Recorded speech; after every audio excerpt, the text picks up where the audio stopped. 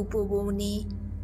উন্মুক্ত পিপাসা ভরে সেই মতো নরনারী গণে সোনার দেউল পানে না তাকায়ে চলিয়াছে ছুটি, যেথায় পথের প্রান্তে ভক্তের হৃদয় পদ্ম ফুটি বিতাড়িছে স্বর্ণের সৌরভ রত্ন বেদিকার পরে একা দেবরিক্ত দেবালয়ে।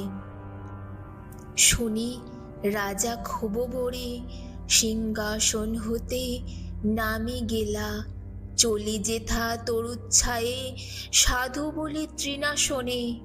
কহিলেন নমি তার পায়ে, হেরো প্রভু, স্বর্ণ শিষ্য নৃপতে নির্মিত নিকেতন অভ্রভেদী দেবালয়, তারে কেন করিয়াছ বর্জন?